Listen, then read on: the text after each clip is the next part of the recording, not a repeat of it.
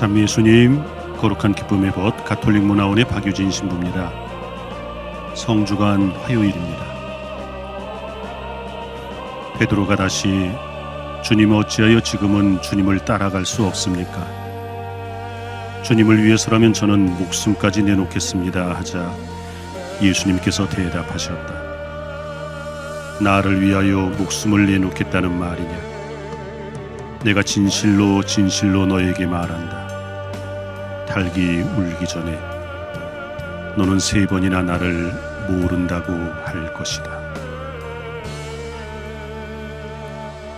오늘 복음은 최후의 만찬에서 들려주시는 배반에 대한 예고를 들려주고 있습니다. 예수님의 첫 번째 제자 베드로의 삶 속에는 우리가 살아가는 신앙의 여정이 고스란히 담겨 있습니다. 사도 베드로의 삶과 신앙을 묵상하면서 우리의 믿음 함께 돌아볼까요? 주님, 아시는 바와 같이 저는 주님을 사랑합니다. 주님만을 사랑합니다.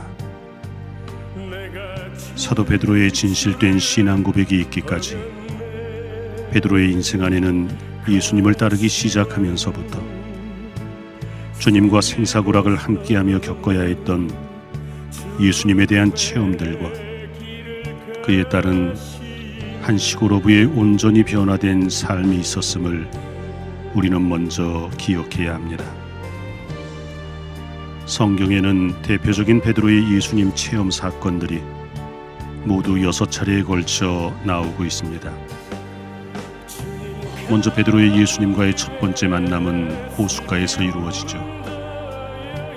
마태오복음 4장 19절에서 예수님은 베드로를 부르십니다. 나를 따라오너라. 베드로는 곧 그물을 버리고 예수를 따라 나섭니다.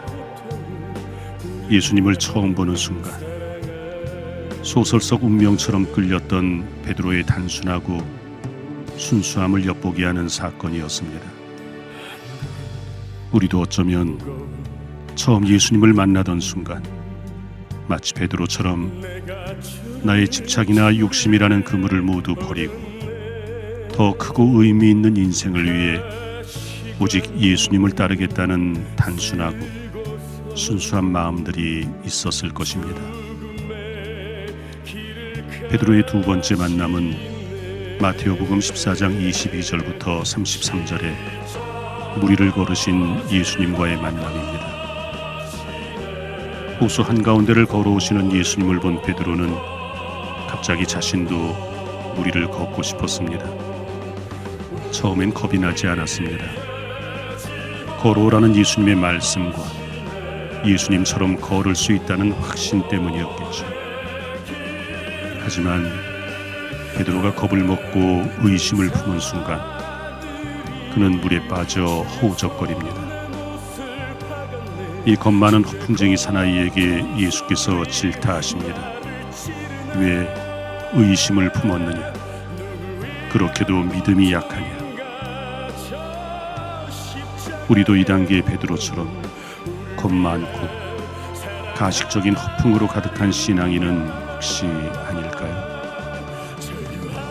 그래서 세상의 유혹이란 풍랑이 내게 닥칠 때 살아계신 하느님의 부르심을 망각하고 세상의 풍랑에 허우적거리며 구원의 길을 잃어버리고 유혹에 휩싸일 때가 얼마나 많습니까? 아직도 주님만을 온전히 사랑한다고 고백하기엔 너무나 갈 길이 먼 단계일 것입니다. 베드로의 세 번째 체험은 마태오복음 16장 13절부터 20절에 나오는 어느 시골길에서 벌어지는 사건이었습니다. 길을 걷다 예수께서 묻습니다. 너희는 나를 누구라고 생각하느냐? 베드로가 나서서 대답합니다. 선생님은 살아계신 하느님의 아들 그리스도이십니다. 베드로는 바로 이 신앙 고백을 통해 이제까지의 시몬이라는 이름에서 비로소 교회의 반석이란 의미를 지닌 베드로라는 이름을 얻게 되고 죄사함의 특권, 하늘나라의 열쇠까지도 받게 됩니다. 그러나 베드로가 참된 신앙 고백을 하기까지는 아직도 갈 길이 멀었음이 곧바로 이어지는 마테오복음 16장 21절, 23절의 장면에서 들통이 납니다. 예수께서 제자들에게 당신의 순환과 죽음 그리고 부활을 예고하실 때 베드로는 예수님을 붙잡고 땅을 칩니다. 주님, 안 됩니다. 결코 그런 일이 있어서는 안 됩니다. 그의 믿음은 아직도 자기 중심적이었습니다. 자기 입장에서만 모든 일을 생각하려 했습니다. 이에 대한 예수님의 꾸짖음은 단호합니다. 사탄아, 물러가라. 너는 하느님의 일을 생각하지 않고 사람의 일만을 생각하는구나. 우리도 반성해 봅니다. 나는 과연 하느님께서 원하시는 것을 내가 원하는 것보다 더 우선순위에 놓고 있는지, 제 뜻대로 마시고 당신 뜻대로 하소서 하고 기도하셨던 주님의 참된 기도가 과연 내 안에 실현되고 있는지 살펴보아야 하지 않겠습니까? 베드로의 네 번째 만남은 마테오복음 17장 1절부터 8절에 산 위에서의 신비한 사건, 바로 예수의 거룩한 변모 사건이었습니다. 산 위에서 예수님의 모습이 너무 영광스럽고 황홀해서 함께 있는 것만으로도 베드로는 마냥 좋았습니다. 그래서 그는 예수께 조릅니다. 주님, 저희가 여기에다 초막셋을 짓고 함께 지내면 얼마나 좋겠습니까? 하지만 예수님은 그 신비로운 사건의 현장에 오래 머물지 않으시고 십자가가 기다리고 있는 당신이 걸어야 할 두렵고 피곤한 세상으로 갈 길을 재촉하십니다. 우리 역시 일주일에 한 번 세상을 떠나 성전에 머물며 하늘의 삶을 바라고 기도하며 준비합니다. 하지만 성당문을 나서면 나와 함께 십자가를 져야 한다는 예수님의 말씀에 얼마나 부담을 느낍니까? 베드로의 다섯 번째 만남은 오늘 복음에 나오는 최후의 만찬 사건 때였습니다. 예수님은 제자들에게 예언하십니다. 오늘 밤 너희는 다 나를 버릴 것이다. 그러자 베드로가 펄쩍 뜁니다. 비록 모든 사람이 주님을 버릴지라도 저는 결코 주님을 버리지 않겠습니다. 그러나 결국 베드로는 그날 밤 세 번씩이나 예수를 모른다고 증언합니다. 더구나 십자가에 못 박히신 예수님 곁에는 슬프게도 베드로의 모습이 보이지 않습니다. 살기 위해 도망쳤던 겁니다. 베드로는 솔직히 죽음을 두려워했습니다. 세례받던 날 우리도 베드로처럼 주님께 고백했습니다. 전능하신 천주 성부를 믿습니까? 믿습니다. 하지만 지금 나의 모습은 어떻습니까? 베드로는 죽음 앞에서 살기 위해 주님을 배반했지만 나는 무엇 때문에 수없이 주님을 배반하고 살아갑니까? 돈입니까? 이기심입니까? 명예와 세상의 힘에 대한 유혹입니까? 아니면 미움이나 시기심과 질투입니까? 아직도 주님만을 사랑한다고 고백하기엔 부끄러운 단계에 우리는 대부분 함께 있음을 정말 부끄럽고도 정직한 마음으로 돌아보는 시간입니다. 베드로의 예수님과의 마지막 만남은 묘하게도 그가 처음 예수님을 만났던 장소인 바로 그 호숫가였습니다. 믿고 따르던 예수도 죽고 이제 고향으로 돌아와 다시 어부의 삶을 시작한 베드로에게 부활하신 예수님께서 나타나십니다. 밤새 물고기 한 마리 잡지 못하고 헛금을질만 하던 베드로에게 그물을 끌어올릴 수도 없을 만큼 많은 고기를 잡도록 가르쳐주는 이가 있었습니다. 그러나 그때까지 베드로는 자신에게 고기 잡는 법을 가르쳐주시는 분이 누구인지 몰랐습니다. 그저 고기가 많이 잡힌 것이 마냥 좋기만 했습니다. 바로 옆에 있던 동료 한 사람이 베드로에게 저분이 주님이시라고 일러주자 이 단순하고도 우직한 베드로는 물속으로 헤엄쳐 다시 살아나신 예수님께로 달려갔습니다. 베드로는 주님을 부둥켜 안았습니다.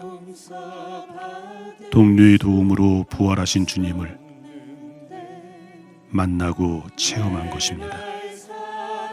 그리고 주님과 함께 어스름한 새벽 호숫가에서의 조반을 함께한 다음 그는 비로소 주님의 질문 앞에 저는 주님을 사랑한다는 긴 여정의 고백을 하게 되는 것입니다. 베드로의 3번의 배반을 연상하듯 3번을 거듭 물으시는 주님의 질문 앞에 그는 사랑한다고 고백합니다. 그때 주님은 다시 처음 그에게 들려주셨던 말씀을 되풀이하십니다. 나를 따라라.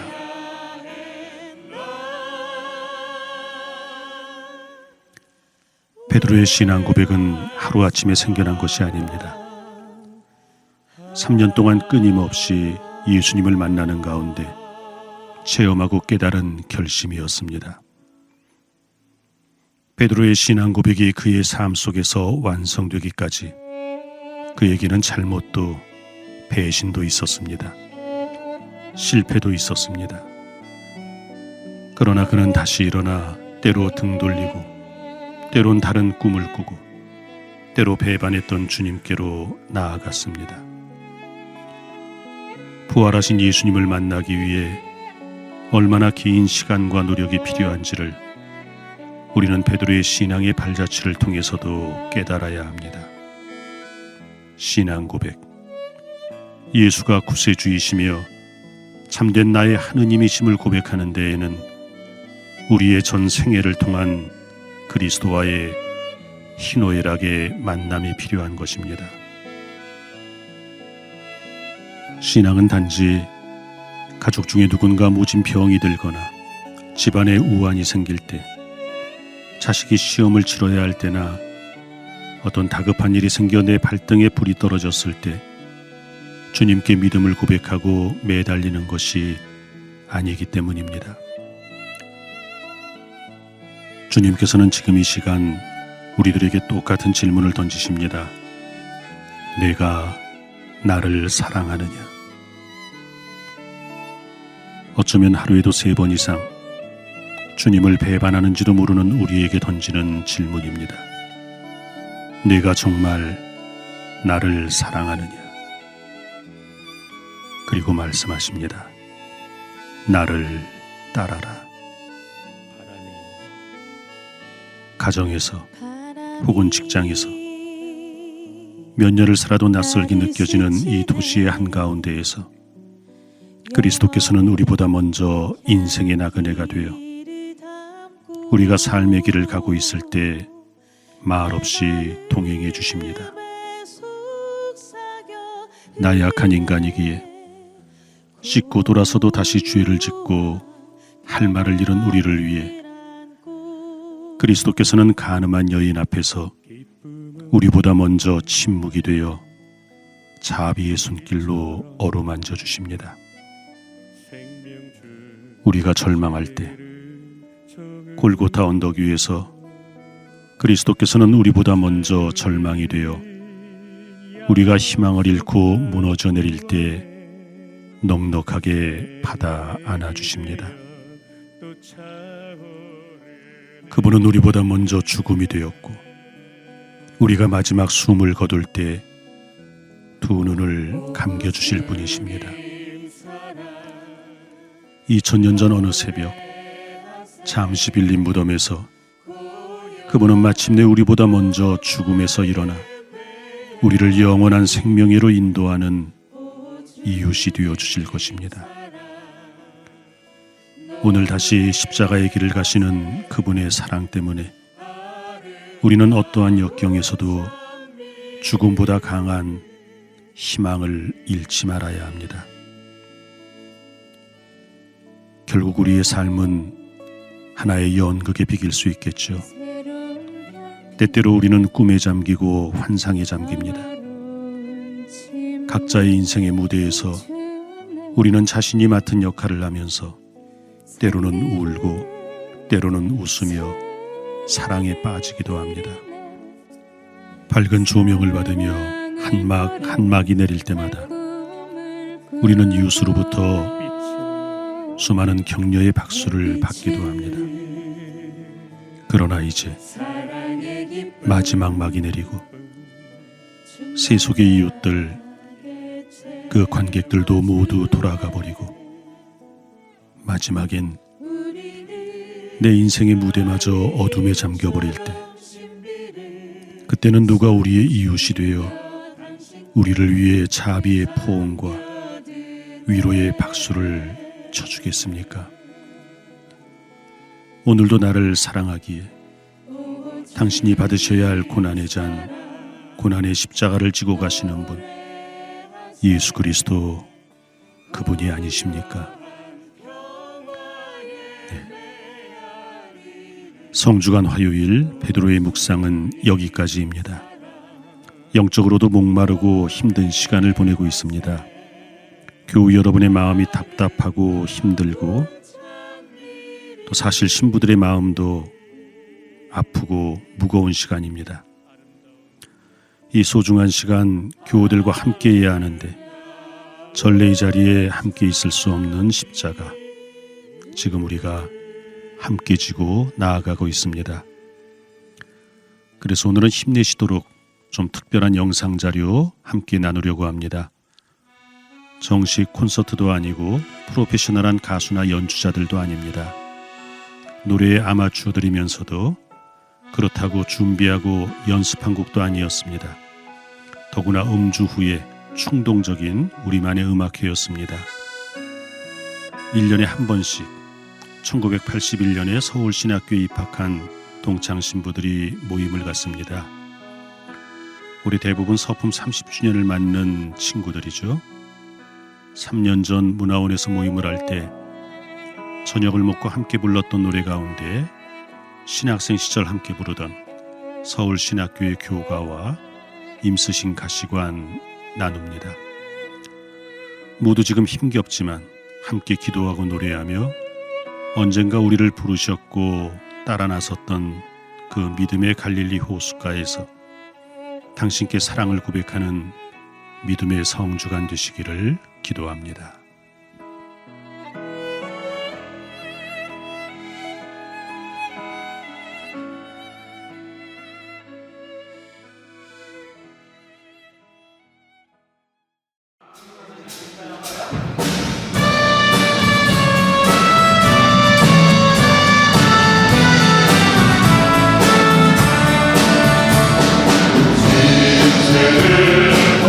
버렸어라 이것만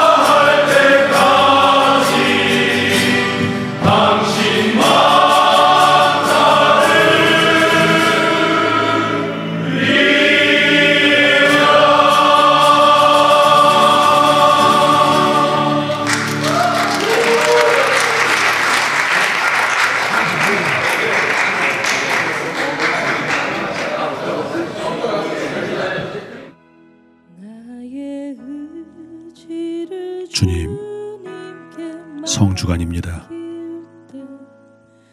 한바탕 이 시간을 지내고 나면 저마다의 삶이 달라질 것입니다.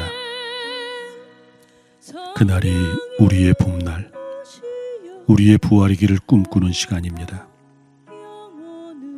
무심했던 것들의 소중함을 느끼고 인생의 가치들이 달라지는 변환의 시간이 될 수 있도록 당신과 함께합니다. 시련이 길고 깊어진 다음 원망과 방황으로 흩어지는 믿음이 아니라 비로소 성숙해지는 믿음의 시간이게 하소서. 완전한 치유인 부활을 향하여 오늘도 당신의 기억을 담고 희망의 삶을 만들어가는 당신의 제자이게 하소서. 주님께서 여러분과 함께 전능하신 천주 성부와 성자와 성령께서는 저희에게 강복하시어 당신처럼 살게 하소서. 아멘.